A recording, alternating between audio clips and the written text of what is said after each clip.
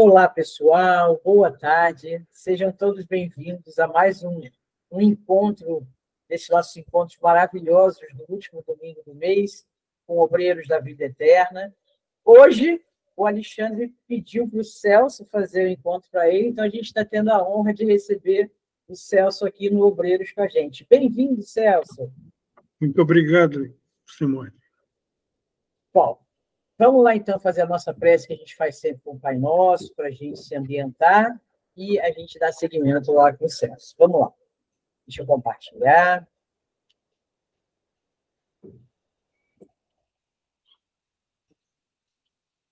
Já está compartilhando, né?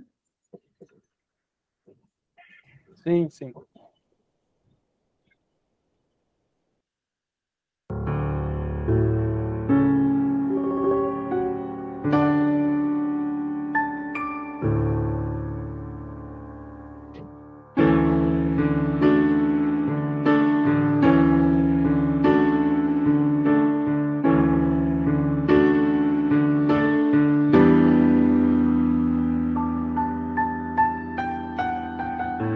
Pai nosso que estais no céu, santificado seja o vosso nome.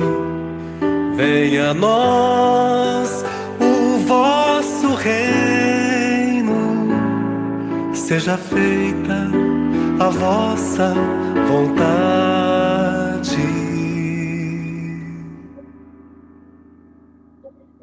assim na terra como no céu. O pão nosso de cada dia nos dai hoje.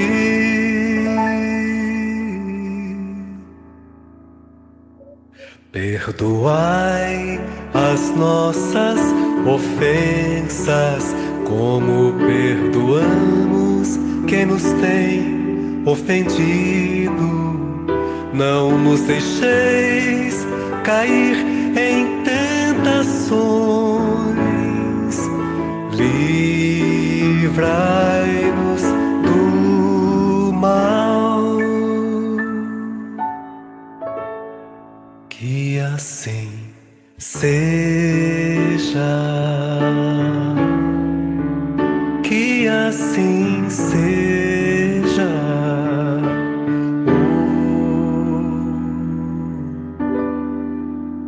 Que assim seja.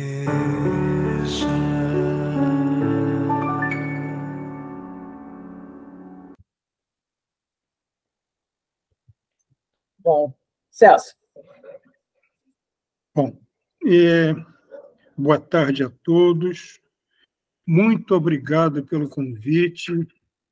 É sempre muito bom estarmos juntos aqui estudando.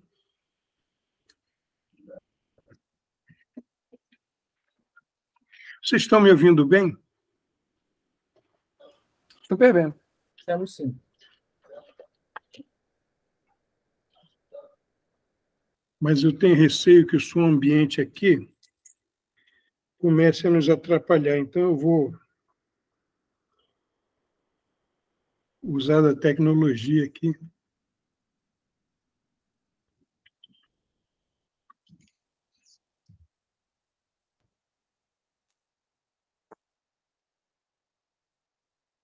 Continua ouvindo do mesmo jeito, né?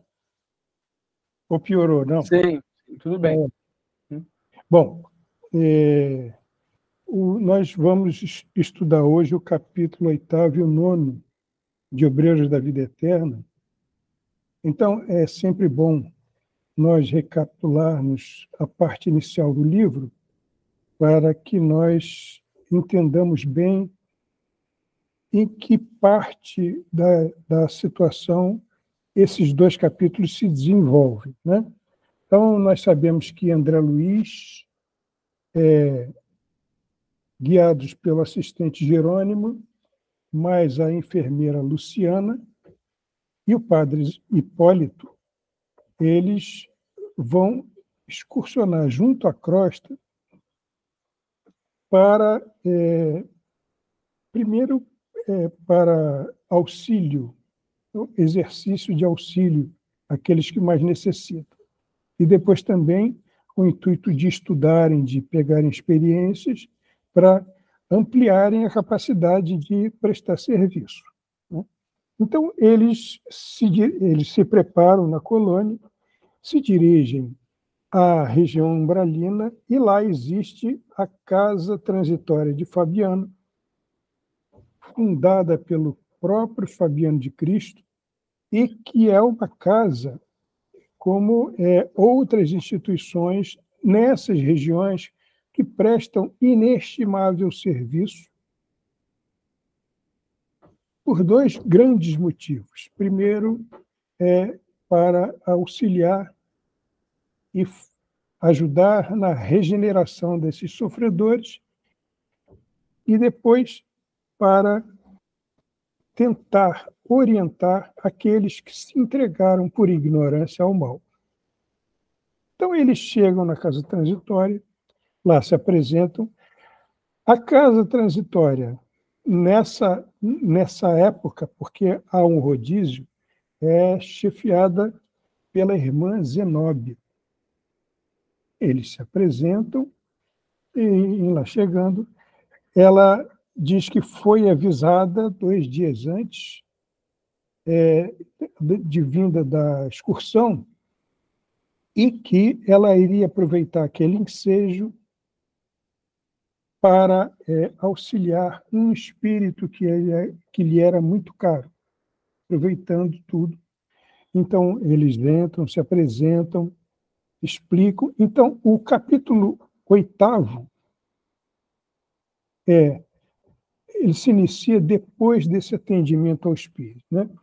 Eles se dirigem àquela região, atravessam densas paragens, chegam a um lugar como se fosse uma espécie de ilha no meio daqueles densos nevoeiros, que tinha alguma relva. Encontram lá o Domênico, que era o padre que ia ser auxiliado por eles. Ele é auxiliado, é recolhido. Então, o capítulo 8º começa com o retorno deles à Casa Transitória. É muito interessante descrever esse retorno, porque fala da passagem de espíritos mais esclarecidos por essas regiões, né? Então, eles, completada a missão, o grupo retorna e eles passam como que por uma área que margeava como se fosse um fosso, né? E do outro lado desse fosso, eles percebiam 2 grandes grupos de espíritos. Um grupo de sofredores, muito sofredores mesmo, e um grupo de espíritos opressores, enraivecidos, e que expressavam tudo aquilo que sentiam, né? Eles vão passando e André Luiz fica impressionado com os uivos lancinantes que ele ouve e que realmente impressionava qualquer um, mas atendendo ao conselho, que não foi, aliás, muito bem observado por ele na ida, de fazer silêncio, né? Porque na ida ele escapa deixa escapar ali uma expressão de espanto, mas serão almas humanas? Só aquela quebra de silêncio já causou uma confusão. Eles tiveram que cuidar para que essas coisas, para que a tranquilidade se restabelecesse. Então, eles passam em silêncio e eles vão passando por aquele lugar.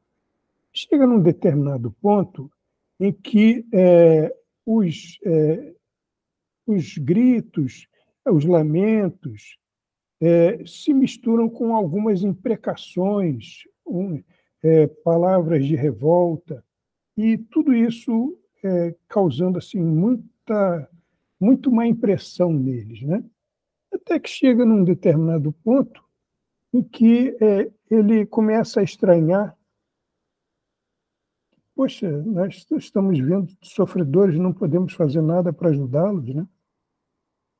E esses espíritos, como Jerônimo, Zenóbia e tantos que já estão num cargo de orientadores, eles percebem mais claramente, né, esses sentimentos, e ela aproveita para dizer, olha, na realidade, ninguém passa insensível por esses sítios.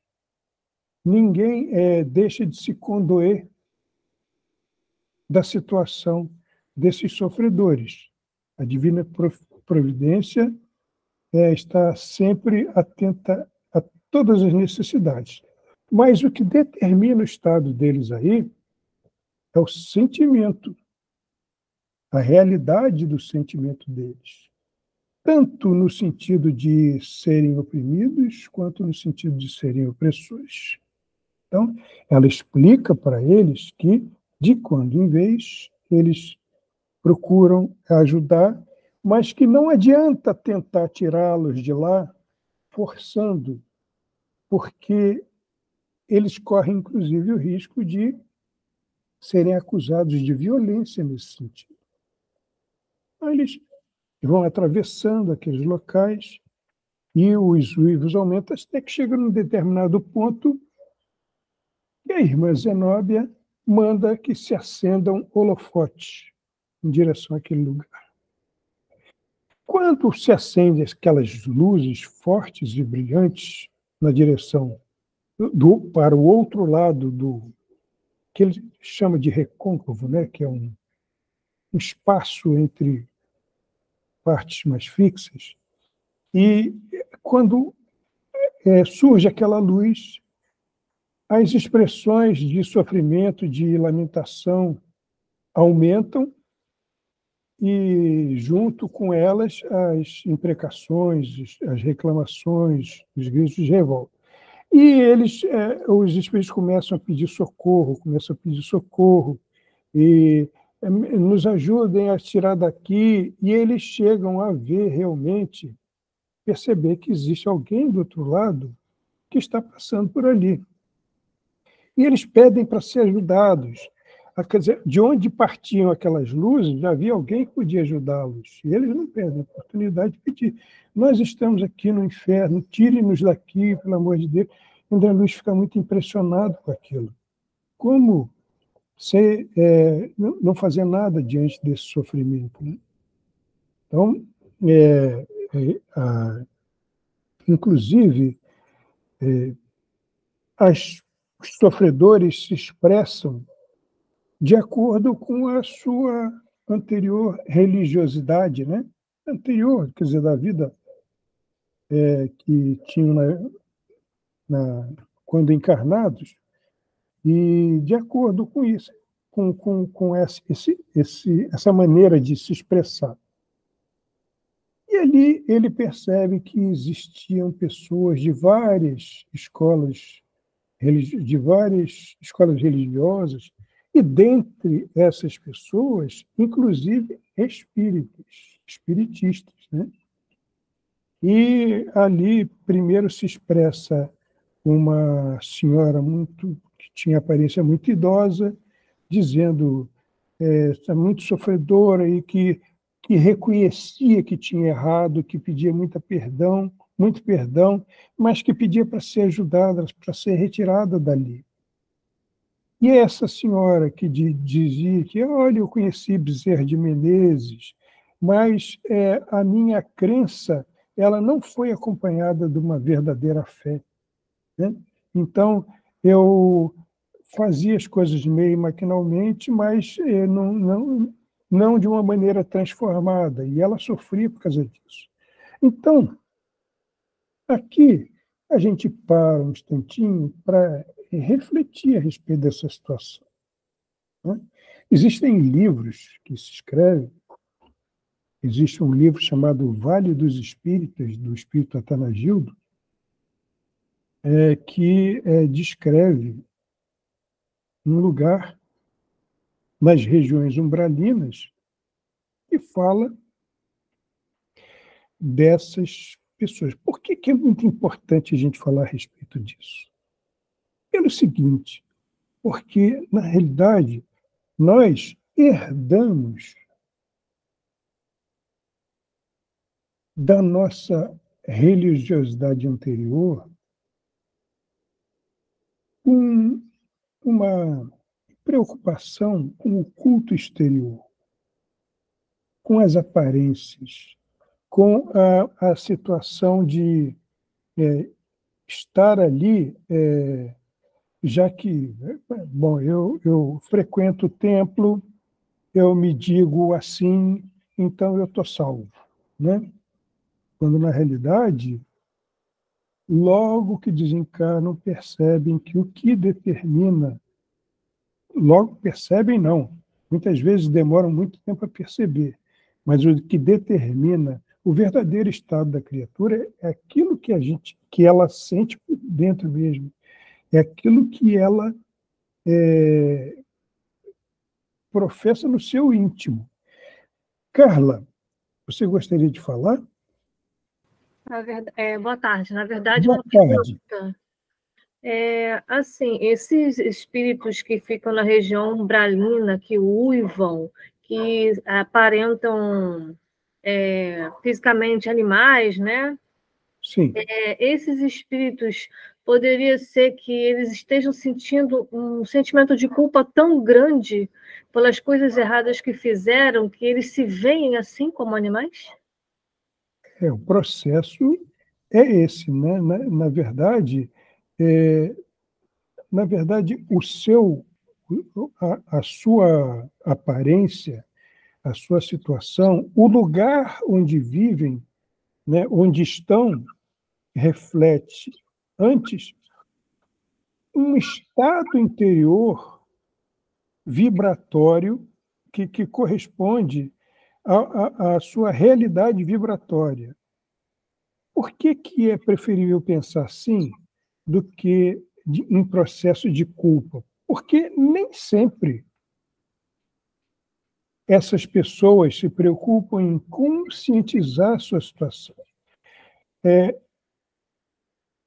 interessante a sua pergunta pelo seguinte, porque essas coisas mais ou menos que se misturam.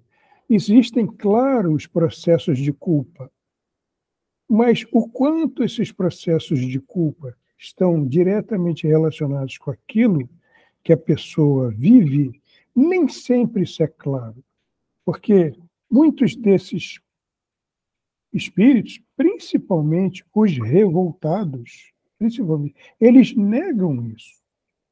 Eles fogem da própria consciência. No entanto, olha a aparência deles. Eles parecem monstros. Eles parecem criaturas com aparência patibular, né? Como a gente vai ver adiante. Então, tudo isso se mistura. Olha, nós sabemos que os processos obsessivos dentre nós encarnados muitas vezes se iniciam com sugestões do espírito obsessor em relação às nossas culpas. Isso leva a um estado de depressão, muitas vezes. Vejam, muito claro aqui que nós deixemos que não é todo estado depressivo que está relacionado com essas coisas. É preciso que se diga, né?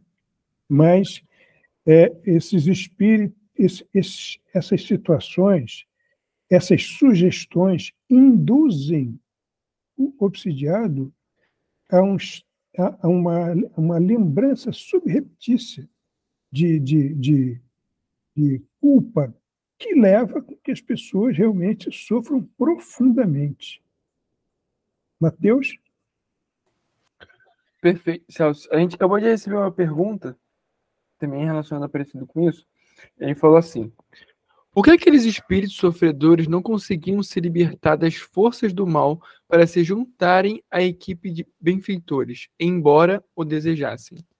Pois é, porque, na verdade, veja, ali, essa situação é uma situação que nas suas consciências, ainda não está muito clara essa necessidade de redenção. Nas suas consciências, o que eles querem é parar de sofrer, o que eles querem é fugir dali, o que eles querem é deixar de serem oprimidos por aquele outro grupo. Mas quanto os seus reais sentimentos geram esse merecimento, né? Então, nós vamos ver, graças a essa pergunta do Mateus, que todo o processo fala muito claramente disso, da realidade do espírito. Realidade interna, aquilo que o espírito vive realmente. Então, aí a gente também não pode deixar de valorizar extremamente o autoconhecimento que nós podemos e devemos exercitar enquanto estamos encarnados. Porque é na medida da coragem que nós temos de nos autoconhecer que nós percebemos que possivelmente nós não somos tão bons quanto podíamos pensar. Nós não somos tão irmãos quanto podíamos pensar. O nosso erro não foi um erro qualquer, né?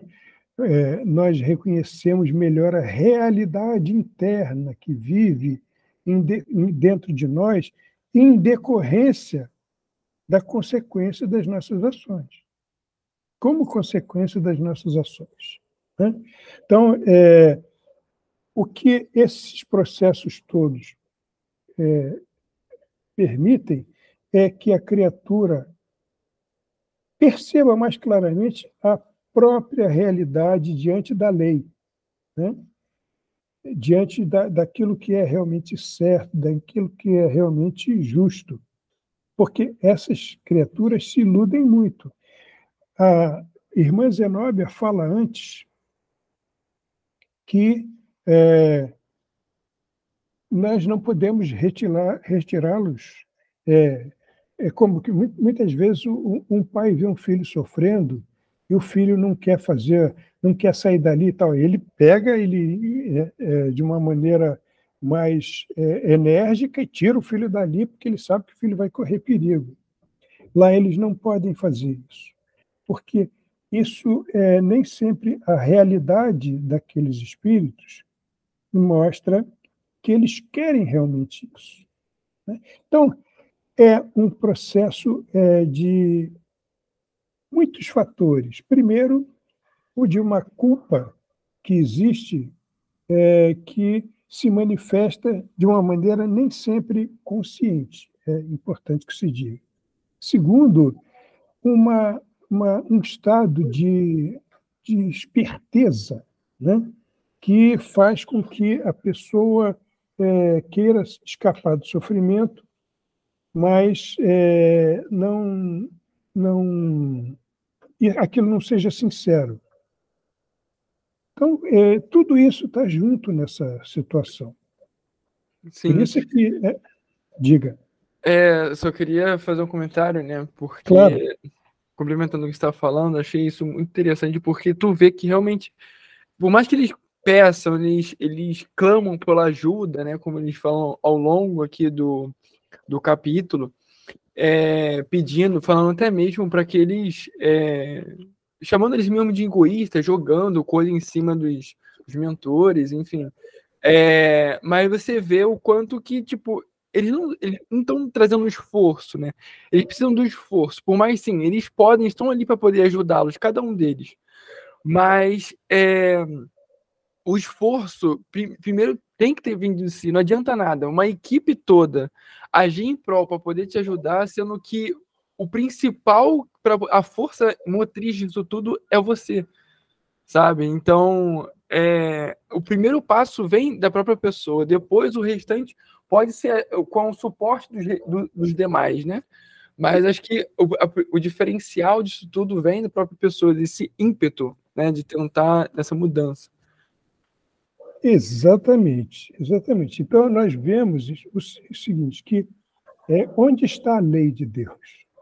A lei de Deus está Exato, dentro exatamente. de cada um, né? Olha lá, a Cristina falando que tem que haver sinceridade nesse processo. E nem sempre essa sinceridade é claramente perceptível para a própria pessoa. Por quê? Porque ela viciou a atitude mental dela no sentido de esconder as coisas, de manipular, de falsear. Então, inclusive, vamos dizer assim, não sei se anestesiando é o termo mais propício, mas insensibilizando a própria consciência em relação à realidade. Por isso é que nós temos que ter uma profunda gratidão pelo fato de nós vivermos uma filosofia que nos avisa dessa realidade interna que precisa ser condizente com as leis que nos regem a vida.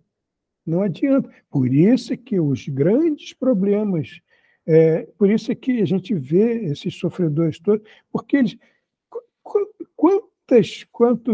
Quantas criaturas dessas regiões nós vemos?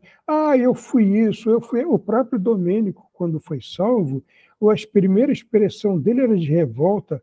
Eu me confessei, eu fiz isso, eu fiz aquilo, eu fui padre, eu fiz isso, fiz aquilo. Como se todos esses símbolos fossem suficientes para modificar a sua condição espiritual, quando, na realidade, o que determina essa condição foram os atos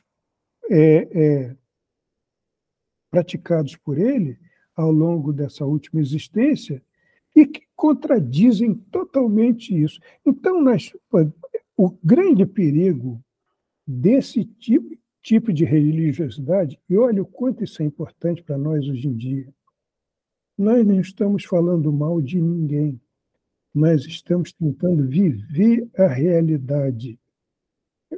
O quanto é perigoso que nós vivamos de acordo com essas exterioridades, de acordo com achando que as aparências são tudo, né? Os títulos são tudo, e não é nada disso. Mateus.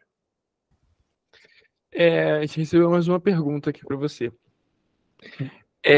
Entendo que a completa libertação depende da mudança de postura íntima, da reestruturação interior. Mas como conseguir isso se esses espíritos estão em completo desequilíbrio? Nem encarnados conseguimos isso? Na verdade, veja, nós temos uma estrutura psíquica que funciona como um mecanismo, né, qualquer. Quando nós começamos a agir de maneira a negar a nossa própria natureza, nós começamos exatamente como um motorista e seu carro, né? Se você tem um carro e não cuida do carro, começa a faltar óleo, você não faz a manutenção, ele começa a falhar. Então, você não pode expressar a sua individualidade através de um instrumento que não funciona. O nosso psiquismo é a mesma coisa. Quando você começa a viciar o psiquismo numa série de situações que são antinaturais, você entra em desequilíbrio, né? Então, esse estado de desequilíbrio, ele é mais expiatório do que propriamente probatório. Então, a pessoa tem que viver aquilo, porque com esse sofrimento vai desgastando aquela situação. Quer dizer, não há outra coisa a fazer. Não há outra, como no caso, por exemplo, dos suicidas, né? Nós sempre podemos e devemos orar pelos suicidas. Mas nós sabemos que enquanto não se desgastar toda aquela vitalidade correspondente ao tempo que ele tinha de encarnação, ele não tem como ele mudar de estado. Ele pode... então, é uma questão natural. Você busca você não dá importância, vem o desequilíbrio. O desequilíbrio te impede de se reabilitar, mas, ao mesmo tempo, é uma condição expiatória que te faz sofrer, né? Independentemente do grau de alienação que você tenha, ali até você está perdendo tempo, né? E isso vai seguindo. A Cristina está botando aqui uma coisa que dá sequência ao que nós estamos falando. Quer dizer, existe um momento em que, quando começa quando começa a se esgotar essa carga de sofrimento expiatório, começa a vir à sua consciência determinadas coisas, você tem oportunidade de seguir dois caminhos. Dois caminhos. É importante que nós falemos a respeito disso. Um caminho é o do arrependimento sincero. Esse, sem dúvida alguma, o melhor, né? Você se arrepende, você lamenta profundamente os erros que cometeu, e o que você quer é oportunidade para você viver compensando os erros que você cometeu, até chegar a época em que você vai viver uma encarnação em que você vai resgatar a sua falta. Mas, enquanto isso, você pode, e muito, trabalhar, como nós temos vários exemplos aí. O outro caminho é o do remorso. Eu acho útil fazer essa distinção entre a palavra arrependimento e a palavra remorso, porque no arrependimento você se lamenta sinceramente. No remorso, o que ocorre é um processo de profundo... É como se você tivesse raiva de si mesmo, né? É como se você ficasse... você tão decepcionado consigo mesmo que você se desgosta tanto que você acha que você tem mais é que sofrer aquela situação e não faz nada para sair daquilo. O que é isso? O arrependimento tem base na humildade. O remorso tem base no seu orgulho. Porque você se decepciona em perceber o que você era de ruim. Então você tem... Como é que é o mandamento? Amar o próximo como a si mesmo. Esse amor a si mesmo, o remorso é a negação desse amor a si mesmo. É como se você quisesse se castigar. Você não tem que se castigar, você tem que se ajudar a se redimir.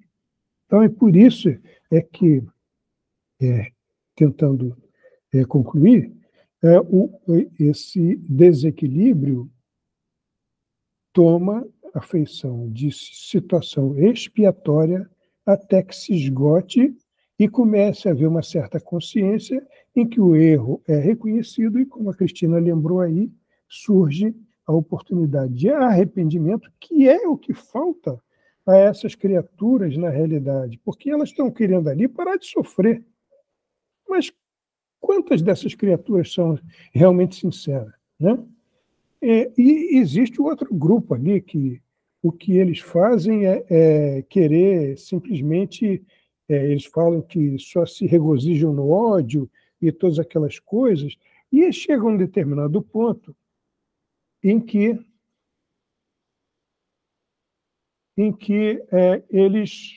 o sofrimento, eles atraem com aquelas luzes, começa a juntar cada vez mais espíritos, daqui a pouco tem uma pequena multidão ouvindo ali, né? E a irmã Zenóbia pede para o padre Hipólito lhes falar que ele está. A missão do padre Hipólito era justamente essa. Então, ele abre um pequeno livro que trazia consigo e fala da parábola do homem rico, né? Essa parábola é interessante relembrar, que conta-se que havia um homem rico que se vestia de ouro e púrpura, né? E havia também Lázaro, que era um homem pobre, que esperava as migalhas da mesa do rico para matar sua fome e tinha as chagas lambidas pelos cães. Um dia, Lázaro morreu. E o homem rico morreu também. Aí chegaram lá do outro lado, o que aconteceu? Logo, o homem rico vê do outro lado de um grande vale, olha aí o recôncavo, né? Lázaro no seio de Abraão. E diz: Pai Abraão, pede para Lázaro molhar a ponta do dedo para dessedentar minha sede e tal. E Abraão fala: não é possível que quem está aqui passe para aí e que quem está aí passe para cá. Então manda, meu pai, que Lázaro vá à casa dos meus irmãos para dar testemunho disso que está acontecendo. Aí Abraão fala assim: mas eles têm a Moisés e seus profetas. Né? Quer dizer, então, isso significando o seguinte: os recursos para você seguir a lei estão cheios na nossa vida. Nós temos muitos recursos para seguir a lei. Então, nós não temos do que nos queixar. E essa parábola simboliza bem aquela situação ali que eles estavam vivendo, né? Entre eles e aqueles outros. Então, Irmã Zenóbia pede para que se estendam redes para pegar aquelas criaturas, né? Para que elas se agarrassem ali, para serem puxadas por aquelas telas luminosas que eles jogam. Precisam ser luminosas para que eles enxerguem, né? E para que elas possam puxar. E, no entanto, aqueles espíritos, aqueles verdugos, eles começam a bater violentamente em todos aqueles e impedem, mandam eles fugir. Antes disso, eles começam a reclamar, dizer para o padre Hipólito para calar a boca, que ninguém ali precisava de regeneração, ninguém ali precisava de redenção e de coisa nenhuma. Que eram muito felizes como estavam, né? E que não precisavam nada daquilo, que eram todos hipócritas que, olha a situação em que eles viviam, que eles viviam numa situação, uma aristocracia religiosa que era própria deles. Um monte de acusações, porque o revoltado faz justamente isso. Ele acha que todo mundo está errado, ele está certo, né? Então ele tem que arrumar uma justificativa, por mais chã que seja, para explicar a própria atitude, né? Então esses verdugos começam a rir e tal, que aqueles sofredores não conseguiam passar para aquele lugar. Então eles dizem: olha, tá vendo? Não, eles não fazem nada. Não, eles são benfeitores de gravata, não ajudam em nada a vocês, são todos falsos, hipócritas e tal, eles não podem fazer nada com vocês. Aí Zenóbia explica que eles não estão ali, não se vence violência com violência, né? Que aquela situação não era para ser resolvida pela repressão, né? Mas que eles teriam, sim, oportunidade de mudar esse regime, que eles não estariam sozinhos, né? Antes disso, quando o verdugo fala lá para o padre Hipólito: onde é que está Deus que ninguém viu? Aí o padre Hipólito responde: Deus está dentro de nós, dentro da nossa própria consciência, né? O conhecimento da divindade e o roteiro celeste se encontram dentro de nós mesmos. Então, depois desse insucesso de jogarem as redes, a irmã Zenóbia fala ali: nós não vamos abandonar vocês. Amanhã mesmo passará por aqui um fogo purificador que há de modificar essa situação e salvar aqueles que realmente quiserem ser salvos. Mas que não adianta simplesmente fazerem aquilo da boca para fora ou de uma maneira falsa, né? Então, periodicamente, mais tarde, nos capítulos posteriores, vão ser explicadas as razões, né? E ele periodicamente passa ali para fazer essa renovação e pescar esses que já estão nesse estado de sincero arrependimento,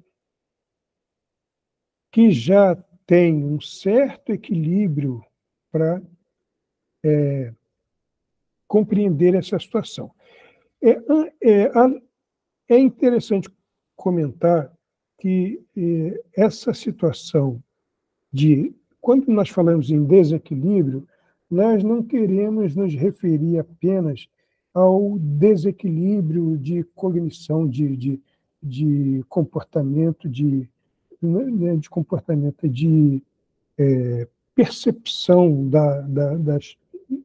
das coisas, mas também de desequilíbrio moral, né? Esses verdugos, eles eram grandes desequilibrados morais, embora tivessem plena condição de agirem e de se mobilizarem, eles eram desequilibrados morais.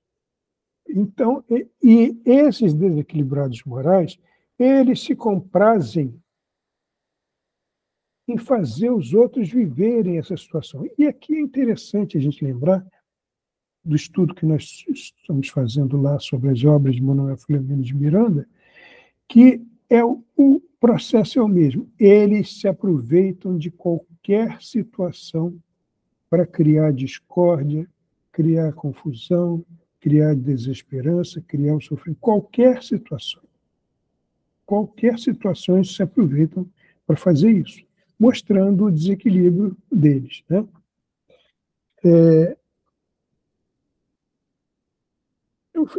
Lá ela fala dos erros de concepção religiosa, né? Que criaram uma falsa ideia de Deus, mas que, quando os discípulos se integrarem realmente ao Evangelho de Jesus, seria impossível que eles fossem enganados por aqueles que fizeram falsas promessas. Então, é o que a gente realmente vê, e isso é muito importante da gente entender. Quando nós conseguimos viver dentro de nós a verdade, ninguém mais nos engana. Ninguém. Fale-se o que se falar, nós estamos salvos pela verdade que já habita em nós. Então, é muito interessante que nós percebamos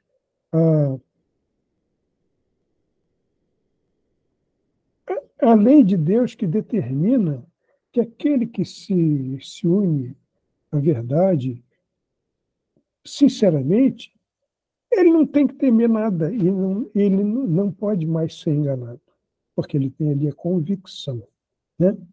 Se alguém for desviado do caminho, é porque não estava claramente convicto, né? Então precisa rever as próprias posições. Desafia a inteligência investigadora e construtiva para que se dilate no mundo a noção do universo infinito e castigo as mentes ociosas que renunciam levianamente ao dom de pensar e decidir por si mesmas as questões sagradas do destino. Então, vejam que a responsabilidade, o compromisso que nós temos em relação à verdade, nós temos como que obrigação de rever e pensar em tudo aquilo que a gente ouve, tudo aquilo que a gente lê, tudo aquilo que a gente estuda. Nós temos que passar pelo crivo do nosso próprio entendimento qualquer coisa, que é o que Deus quer que nós façamos. Nós não temos que aceitar o que quer que seja, venha da parte de quem quer que seja. Olha que são os próprios espíritos que nos falam isso. Nós temos que exercitar esse discernimento, porque ele é imprescindível para o nosso crescimento. Nós não somos mais ovelhas desgarradas a serem guiadas. Nós não somos mais tão crianças espiritualmente que nós precisamos ser, vamos dizer assim, sempre conduzidos. Nós já ensaiamos uma certa iniciativa. E isso é imprescindível no nosso caminho de escolhas. Nós estamos aqui para aprender a fazer escolhas. E sem independência, nós não podemos exercitar o nosso discernimento. Por isso que Deus, magnanimamente justo e bom, nos dá toda a liberdade para que nós possamos fazer as nossas escolhas. Se Deus nos obrigasse a ser bons, nós estaremos sendo bons por obrigação, não por escolha pessoal.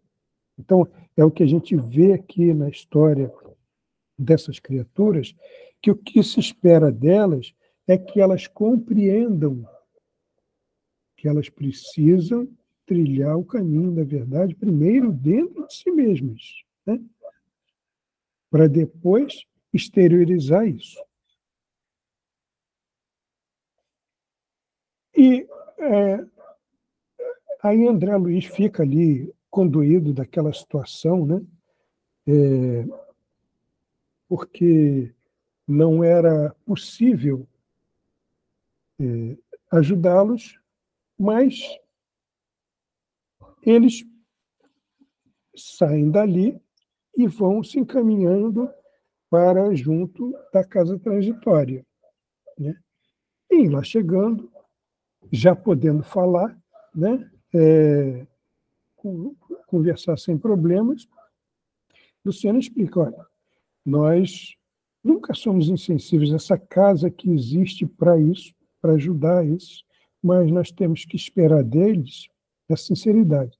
Então, ela explica que o plano de conscientizá-los, todo o discurso do padre Hipólito e também aquilo que ela falou, preparou aqueles espíritos para a vinda desse fogo purificador e queria justamente auxiliá-los a tirá-los de lá. Né? Então, vejam que isso tudo é planejado, né? Desde a vinda deles, aproveitando a passagem deles, o fato da irmã Zenóbia falar lá, se fazendo ouvir por todo mundo, para preparar aquelas consciências para o que viria no dia seguinte. Então, André Luiz termina o capítulo dizendo se ele não sabia que se deveria chorar mais intensamente por perseguidos ou por perseguidores. Então, acho que nós estamos a 5 minutos da metade do nosso tempo. Até que foi bem, né? Agora nós vamos para o capítulo 9. Alguém quer comentar alguma coisa sobre o que já foi falado? Podemos seguir? Então, capítulo 9, louvor e gratidão. Né? Então, ele chega à instituição, a Zenóbia fala isso que justamente foi cumprido. Zenóbia está gratíssimo, porque Domênico, que era o espírito alvo da sua preocupação, foi encaminhado, né? E quanto àquelas almas que eles viram, né? Apesar do aparente insucesso, na realidade não houve insucesso. Aconteceu o que realmente tinha que acontecer, porque aquelas almas estão sendo preparadas, foram preparadas para o que ia acontecer no dia seguinte, né? Muito melhor que as palavras ditas a eles gerem neles a vontade de se transformarem do que depois reclamarem de ter sido vítimas de arrastamento. Eles não podiam violentar aquelas pessoas para tirar dali, né? Então, aqui a gente começa a entender a diferença entre a lei dos homens e a lei de Deus, né? A lei dos homens tem necessariamente um cunho repressivo em muitos momentos. Porque não é possível que se esperar a escolha na vida em sociedade de determinadas pessoas cuja desorganização moral, por assim dizer, gera a desorganização da sociedade. Então, isso tem que haver prisões, tem que haver a lei ali imposta e é obrigada a ser cumprida. Já a lei de Deus é diferente. Na lei de Deus, ela é toda liberdade de escolha. Você colhe aquilo que você semeia. Então, nós progredimos sob essas duas leis. Isso lembra lá aquele episódio com Jesus, quando ele fala a César o que é de César, que não adianta você desobedecer a lei dos homens, né? Você não tem que desobedecer a lei dos homens para obedecer a lei de Deus, não naquele sentido pecuniário, né? Então você tem que mostrar respeito. Aquilo ali não é importante, dinheiro não é importante. A César o que é de César, né? Mas a lei de Deus é essa, né? Tem que ser obedecida. E essas coisas não se misturam, né? Política e religião não se misturam, justamente por causa disso. Quando eles voltam ali à casa transitória, André Luiz vê uma intensa atividade. Aí nós percebemos assim, a grande diversidade do trabalho dessa casa transitória, porque não só funcionava ali para receber os recém-desencarnados, como também funcionava nesse trabalho que se fazia junto àquela região umbralina, como também preparava reencarnações, umas compulsórias, outras não, né? E também servia para visita de encarnados durante os momentos de sono. E ele via aquelas crianças pegando os mais velhos, orientando para fazer um tratamento, para esperar, né? Serem orientadas, receberem avisos. Então, essa casa funcionava muito bem nesse sentido. E aí nós percebemos que realmente quando você olha ali, você pensa naquelas regiões e vê todas aquelas almas sofredoras, você fica pensando, elas estão desamparadas, ninguém está desamparado. Ninguém está sem auxílio, seja de que tipo for. E muitas vezes esse auxílio vem de proteger anonimamente a criatura ou de esperar que ela entenda a sua situação e queira se regenerar, né? Nós nos lembramos que André Luiz levou 9 anos naquela situação até acordar para conseguir, graças ao processo interno de renovação de propósitos na vida, graças a isso ele conseguiu enxergar Clarencio e a história a gente conhece. Então, o exterior reflete o interior, né? Nós somos o que somos primeiro dentro de nós. Então, ela fala aqui, a irmã Zenóbia fala aqui uma coisa muito bonita, que eu botei aqui, que é a compaixão, filha do amor, desejará sempre estender o braço que salva, mas a justiça, filha da lei, não prescinde da ação que retifica. E não pode ser diferente. Não pode ser diferente. Né? Nós temos que entender que a vida é perfeita. As leis de Deus são incorruptíveis, perfeitas. Então, o que nós temos é que compreender como é que nós podemos e devemos viver segundo essas leis. Dúvidas que nós tenhamos, nós devemos... Que bom que nós tenhamos dúvidas. Nós devemos sempre buscar resolver, sempre buscar entender, pesquisar. O que é... Olha lá o aviso do Padre Hipólito.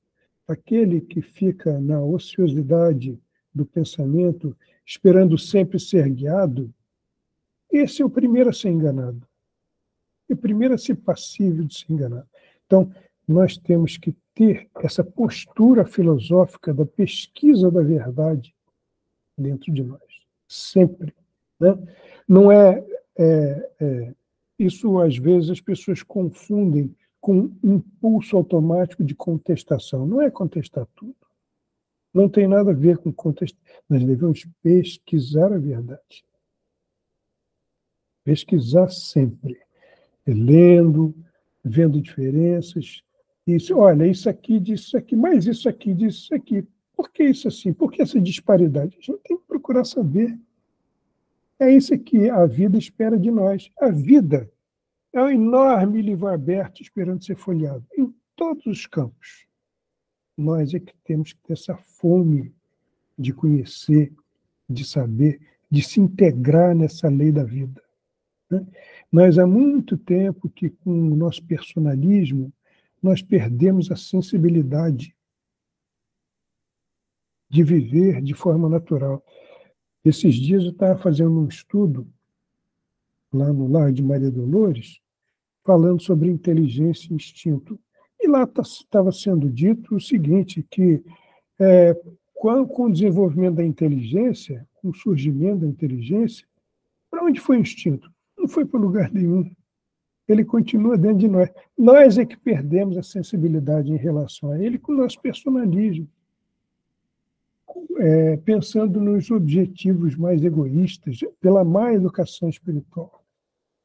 Mas esse instinto foi que nos levou à razão. Mas só que essa razão precisa aprender a ser usada. Quer dizer, nós precisamos aprender a usar essa razão para que nós não conflitemos com aquele instinto básico que existe dentro de nós. Né? Eles são recebidos lá no retorno à casa transitória pelo irmão Gotuso também, né? E a irmã Zenóbia convida a todos para uma reunião que vai acontecer, que acontece todos os dias naquela instituição, que é de reunião daquelas subchefias todas, para como que discutir o que foi feito, o que precisa ser feito, programar e tudo, como faz toda boa instituição. Né? Só não estão presentes nessa reunião aqueles que estão em missões, tal, e são substituídos por outros. Né? Mas então ela convida todos e tem uma vasta mesa onde eles se sentam e diante dessa mesa tem um aparelho de emissão de luz, como se fosse uma enorme televisão. E aí, nós nos lembramos aqui, da última vez que nós estudamos juntos, a pergunta sobre tecnologia, né? Que nós temos lá o comentário de o excesso de tecnologia. é preciso que nós compreendermos o seguinte: na verdade, não é que a tecnologia seja excessiva, depende dos seus propósitos. Olha como é que é a tecnologia no plano astral. A que propósitos que essa tecnologia serve, né? Ela é utilíssima. Na realidade, é essa tecnologia que é base para as coisas que vão aparecer depois no plano físico, né? Nós vemos aí tantos aparelhos, telas ectoplásmicas, psicoscópio e todos esses aparelhamentos que são impressionantes. Todas as colônias a gente vê lá na organização da Legião dos Servos de Maria, nós vemos esses aparelhos todos. Então, essa tecnologia é utilíssima para a bem do trabalho. O que o livro lá criticava é o excesso de tecnologia, de uma tecnologia que, às vezes, só existe para entretenimento, cujo valor, às vezes, é discutível.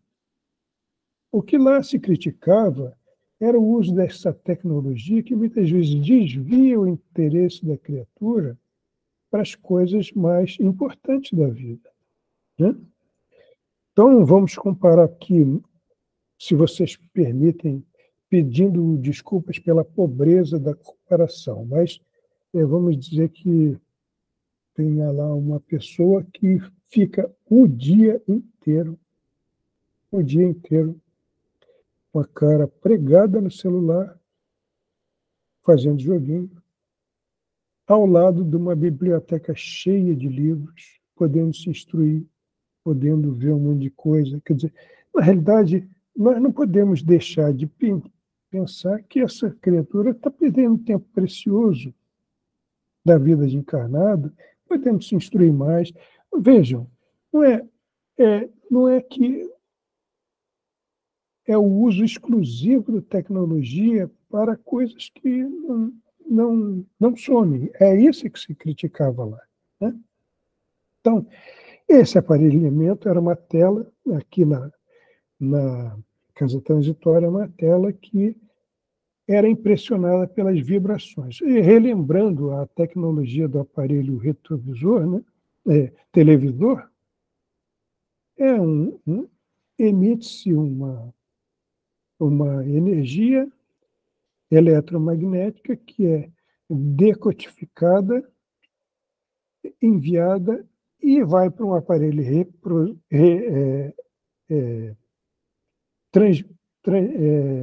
receptor que recebe aquelas ondas eletromagnéticas, recodifica aquilo e aparece na forma de imagem de som.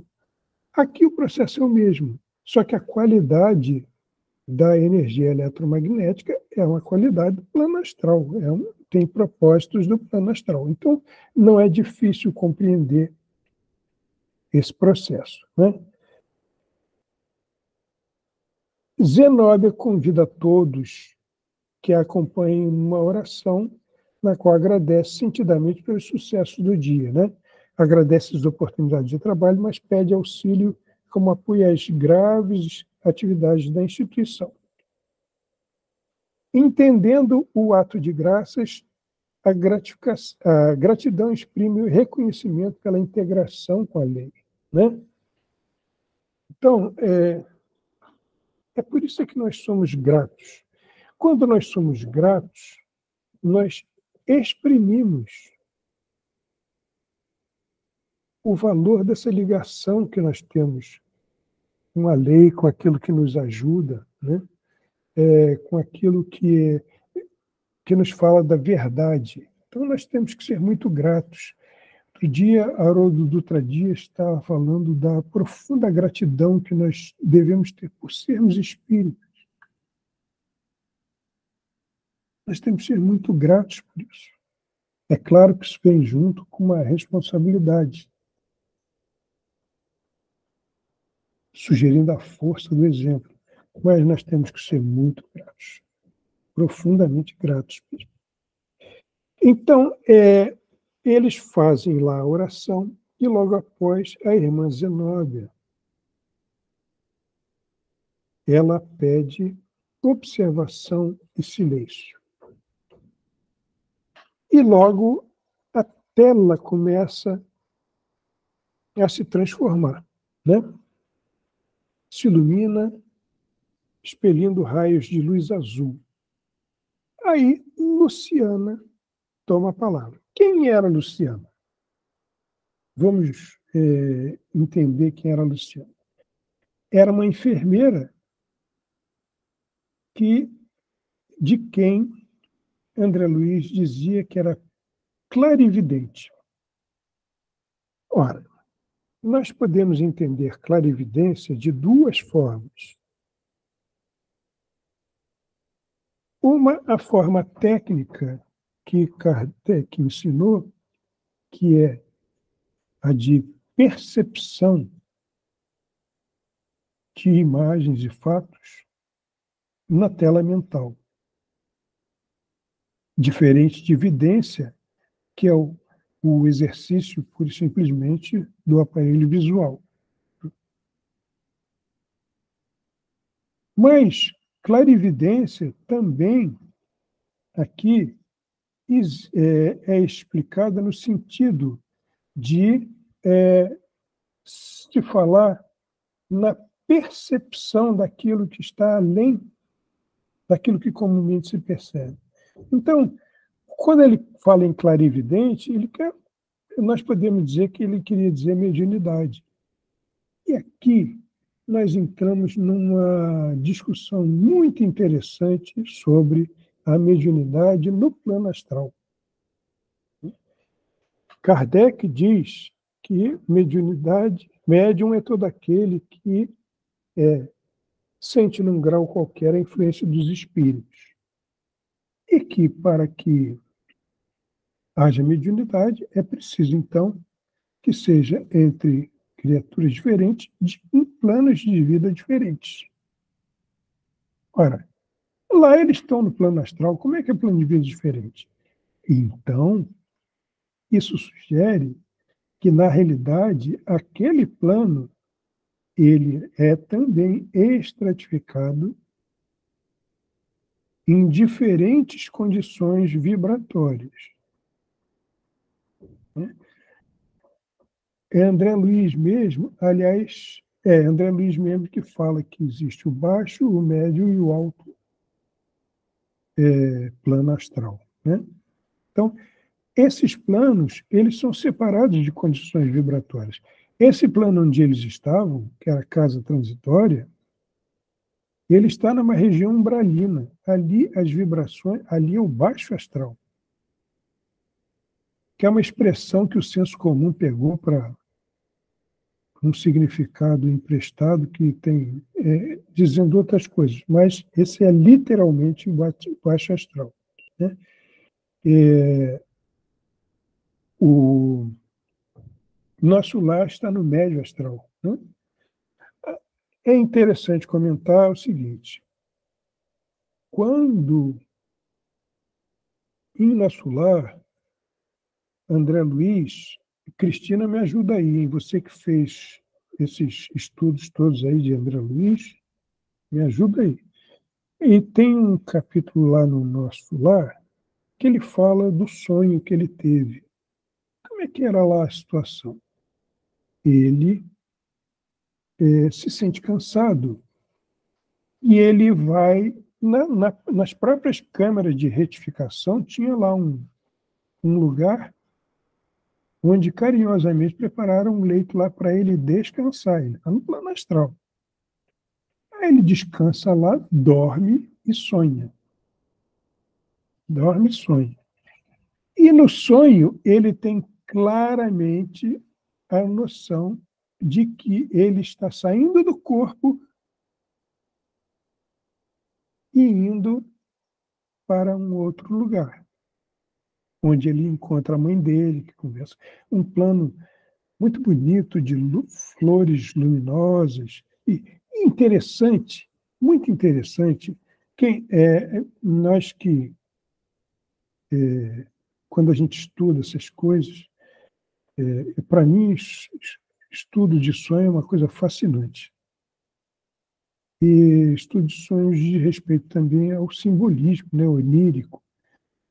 E é interessante que, quando André Luiz descreve esse sonho, ele diz que se sentia como que levado por um barqueiro para aportar num rio. Aí a gente percebe que esse simbolismo também existe lá no plano astral. Por que a gente está explicando tudo isso? Para a gente entender o seguinte, que o plano astral, claro que é diferente do plano físico, tem outras regras, a matéria é outra, a relação de forças é outra, diferente, mas é esse plano aqui que é cópia daquele. Né? Então, eles estão ali na casa transitória. É uma região umbralina.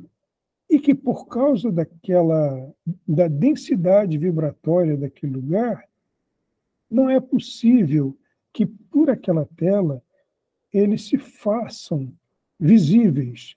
Então, necessitaram de uma médium que atua no plano astral para interpretar aquilo que ela estava vendo na tela e informar. Né? Então, ela toma a palavra dizendo que percebia na tela um ancião cercado de luz, verde prateada, e que dizia se tratar de Bernardino. Né? E diz que as vibrações ambientais inclinam-se naquele momento para as esferas inferiores e que, por isso, não podia ser percebido por todos. Mas Luciana estava ali com aquela missão de interpretar todas aquelas coisas. Então, o visitante pede a todos a luz da compreensão divina. Logo após, a tela volta a iluminar-se e surge uma bem-aventurada celeste com um ramalhete de lírios nevados, né? Cujo perfume era sentido no ambiente por todos. E ela pega aqueles lírios, esparge por todos, e eles sentem aquela energia e também aquele perfume. E ela, a Luciana diz que ela pede para se manifestar de uma maneira mais presente pela Luciana. Pede para a irmã Zenóbia que ela prontamente acede, né, a esse pedido. Então, ela vai se servir de Luciana num fenômeno, num processo de psicofonia mesmo. Né? Então, ela se aproxima de Luciana e a Luciana começa a expressar psicofonicamente a manifestação dessa que se chamava Letícia, e que pede para falar diretamente com Gotuso. Quem era Gotuso? Nós relembramos do capítulo 5º, que Gotuso é um médico que trabalhava muito utilmente planejando reencarnação. E André Luiz, quando trava conhecimento com ele, nota que Gotuso não lê pensamentos. Ele precisa da palavra articulada para se fazer entender por Gotuso. Por quê? Porque não só eles estão naquele plano, mas pela condição de Gotuso. E ele começa, desde aquele momento, a se perguntar como é que alguém que não consegue, vamos dizer assim, ainda não tem desenvolvimento para se comunicar mentalmente, trabalha aqui com essa responsabilidade. Aí a gente vê como é que essas coisas acontecem. Esse Gotuso, que era médico, também como André Luiz, ele era alguém que ele não vivia uma condição de, vamos dizer assim, uma condição espiritual que permitisse que ele ascendesse para outro plano, né? André Luiz até convida ele para... Por que você não vai a outros planos e tal, sai daqui? E o Gotuso, meio constrangido, explica qual é a situação dele, né? E relembrando qual era a situação de Gotuso. Ele tinha morrido de pneumonia, tinha deixado Marília como esposa e 2 filhos, e Marília tinha prometido a ele que ia ser sempre fiel a ele, todas essas coisas. Ele passa por todas aquelas situações que passa um espírito que não é bem esclarecido sobre plano espiritual. Quando ele consegue dar por si, ele se sente atraído pelo lado e encontra lá a Marília já casada com Carlos, que era um primo dele, e que também tratou de dilapidar o patrimônio dele e tal, assim, e ele fica profundamente magoado com essa situação. E ele vive essa situação sem conseguir escapar disso. E é vivendo essa situação, vamos dizer assim, de egoísmo, de incompreensão, de tudo isso junto que impede que ele ascenda a um outro plano. Então, Letícia vem, como mãe dele, que fora, né, para explicar para ele, pedir para ele que ele tem que rever o próprio modo de ser, né, e aceitar essa situação e se preparar para reencarnar para... E ele ficava adiando, porque ele dizia que não conseguia. Então, Gotuso, depois do que ele ouve da mãe, né, acaba, vamos dizer assim, reconhecendo, não, eu estou pronto, eu vou reencarnar, né? Então, essa Letícia fica profundamente feliz e diz para ele que ele vai também receber ali outra visita. E aparece, desprendida durante o sono, Marília, que havia sido esposa dele, e que, quando o vê, fica profundamente feliz, mas logo que ela se dá conta da situação, ela começa a sofrer, porque ela sente que tinha sido infiel a ele, né? Ele tinha morrido, e ela se casou de novo lá com o primo dele, mas explicam a ela, ela pergunta para Letícia, será que ele me perdoou? Aí a irmã Letícia fala, não, ele não tem nada a perdoar você, ele nunca te cobrou esse tipo de coisa, né? Porque você não fez nada de errado, né? Ele nunca não tem o menor sentimento negativo por isso em relação a você. Muito pelo contrário, ele ama muito você, quer muito bem a você. Então, percebe-se ali que já existia um plano reencarnatório pronto para Gotuso, que dependia da aceitação dele dessa situação, dependia da disposição dele de perdoar a situação, o primo dele, todas essas coisas, e ele ia reencarnar tendo como Marília a sua avó, e o seu avô, que era o Carlos, né, ele ia ali naquela situação de neto, esquecido das coisas que aconteciam, ele ia reforçar a condição de espírito que perdoa, né, vivendo aquela situação, né, aprendendo a amar aquele que ele julgava tê-lo ferido tanto.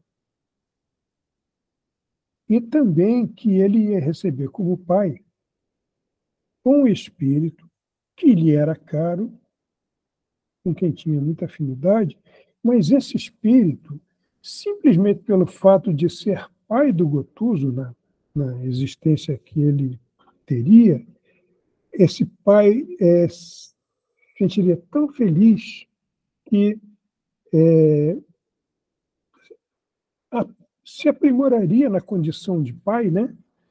Viveria, se esforçaria para ser o melhor pai possível, inclusive se desenvolvendo em valores morais e de responsabilidade e todas essas coisas. Então, é um plano muito bonito, né? Então, isso dá exemplo de como, muitas vezes, nós que vivemos agora, esquecidos do nosso passado espiritual, certamente que nós, que não vivemos mais encarnações compulsórias, nenhum de nós aqui presentes, nós temos um plano de vida, um plano reencarnatório muito bem pensado, muito bem elaborado, e do qual nós mesmos participamos. Então, a gente lembra que não pode esquecer disso, e nós temos que aproveitar ao máximo essa condição de encarnado para fazer valer esse tempo que nós temos aqui, para sair daqui melhores do que aqui chegamos. Que nós saibamos fazer aquilo que a vida pede de nós, né? Cujo mapa está dentro de nós mesmos e que muitas vezes nós descobrimos através do autoconhecimento, do exercício do autoconhecimento. Então, não há a menor dúvida disso. Por que Gotuso não encarnava logo? Porque isso não é compulsório. Há a necessidade de uma clara consciência em relação àquilo que se vai enfrentar antes de se encarnar, que é o que aconteceu com nós mesmos, né? Nós, antes de encarnarmos, nós tivemos clara consciência de tudo que nós íamos enfrentar. Das dificuldades, das criaturas que nós íamos rever sem saber quem eram. E então, todas essas coisas são muito bem planejadas. E cabe a nós, né, através dessa consciência, podermos dar o melhor exemplo possível, facilitando também a vida daqueles que dividem conosco a presente existência, né? Nós não vamos procurar ajudar em todas as situações aqueles com quem nós estamos encarnados, né?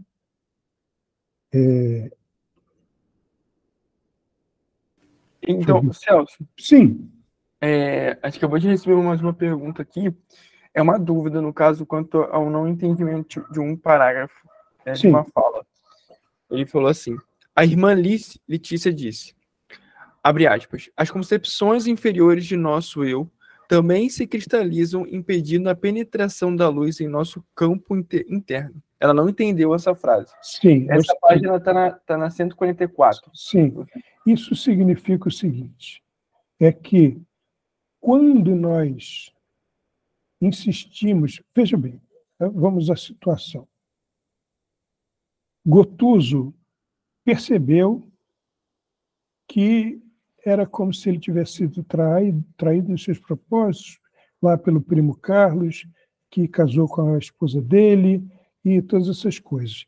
Por que ele se fechou tanto naquela situação e não conseguia se libertar disso? Porque essa é uma característica do seu orgulho que cristalizou. Nós todos temos muitas características de cristalização do nosso modo de ser. E isso como que nos impermeabiliza para viver novas situações, para que nós possamos crescer. Outro dia, eu me lembro que nos nossos estudos, alguém perguntava o seguinte: se nós sabemos disso tudo, que nós temos que melhorar, por que a gente não consegue? Por que nós somos tão negativos, nós temos tanta dificuldade? Por causa desse processo de cristalização. Por que há esse processo de cristalização? Porque nós repetimos encarnações a fio todo esse processo. Nós ficamos repetindo isso, repetindo. Agir orgulhosamente diante de determinadas situações, de forma recalcitrante, né? Ficamos ali até que isso se cristaliza e nós confundimos isso com a própria realidade da vida. Aí vem o Evangelho e mostra que existe outro caminho.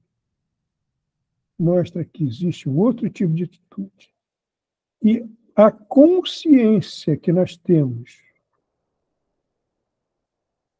que provém da lição moral, é que vai desgastando essa cristalização e vai fazendo com que ele fique mais vulnerável a um entendimento de mais alto em relação a essas coisas, e aos poucos nós vamos nos mudando. Todos os dias, nós acordamos, lutamos contra os monstros que nós mesmos criamos, esses monstros que estão cristalizados dentro de nós, todos eles baseados no egoísmo, no orgulho e na vaidade. Há muitas existências. Nós confundimos isso com a própria razão de ser da vida. Quantas pessoas nós conhecemos aí que dizem: eu sou assim mesmo, não vou mudar. Não adianta, eu nasci assim, não vou mudar. Quantas pessoas a gente vê falando, repetindo isso, né? E elas não se importam em mudar mesmo. O que faz com que nós desconfiemos que essa situação está errada é justamente o código moral proposto por nosso Senhor Jesus Cristo. Eu não tenho o menor problema em ser reverente nessas referências. Cristina, eu vi você levantando a mão e falando alguma coisa. Não, eu coloquei uma mensagem, né, que é o que você estava se referindo ao complexo de Gabriel, né, que eu nasci assim, eu cresci assim, vou morrer. Pois é, exatamente. E as pessoas não querem mudar, né? Então, assim, Letícia estava se referindo justamente a esse processo cristalizado de orgulho e de egoísmo, de não aceitar aquela situação. Ele mesmo, quando conversou com André Luiz, quando André Luiz o conheceu, disse para André Luiz: eu não consigo, não, para mim é como se tivesse acontecido ontem. E é por isso que Letícia veio, porque esse é um cristal que sempre rompe de dentro para fora.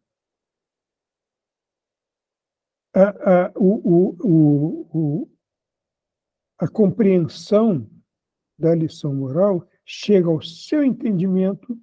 Como é que a gente aprende? Nós aprendemos assim. Nós recebemos a informação, nós comparamos com aquilo que já existe no nosso entendimento e ou descartamos ou adotamos. Do ponto de vista moral, o processo é mais desafiador, porque não é simplesmente substituir a informação. Do ponto de vista moral, o que ocorre é um verdadeiro embate interno em nós mesmos para que nós aprendamos a desprezar aquilo de que gostamos a favor daquilo que nós não gostamos, mas precisamos. Então, esse esforço, o que aconteceu com Gotuso? Por causa de tudo isso que ele recebeu ali, de Letícia falando com ele, convidando ele, Quando ele viu aquilo tudo, ele falou, não, eu estou pronto, eu vou reencarnar. Ele falou isso e ela sorriu porque ela sentiu no interior dele que aquela era uma disposição real. Aquilo não era da boca para fora, né? Ela disse ali antes o seguinte, Jesus não nos violenta, ele espera que nós façamos essa adesão voluntária a esse conhecimento da verdade, a essa disposição de mudar. Nós temos que fazer isso voluntariamente. E a gente compreende por que a gente está aqui com essa liberdade de fazer escolhas. Porque isso precisa ser voluntário, precisa ser espontâneo, precisa ser pessoal. Não adianta. Nós podemos ouvir, ler e todas essas coisas, mas enquanto nós não sentirmos isso dentro do nosso íntimo e compararmos e sentirmos a força que nós temos para mudar, isso não acontecerá. Mateus. Recebeu mais uma pergunta aqui. Pois não. Trabalhar para o bem ajuda nossa evolução espiritual ou não contribui em nada, em nada? De fato, se não melhorarmos de imediato nosso comportamento? Olha, aqui essa pergunta é muito útil para nós pelo seguinte, porque nós acordamos de manhã, nós olhamos o mundo e é como se nós disséssemos para nós mesmos, puxa vida, como é difícil, eu não mudei nada de ontem para hoje. Aquelas coisas aconteceram, eu não mudei nada, eu continuo sentindo o mesmo orgulho, continuo sentindo isso, continuo aquilo e tal, não sei o que eu vou fazer, meu Deus. Como é que é possível? Será que eu nunca vou mudar? Como é que eu mudo?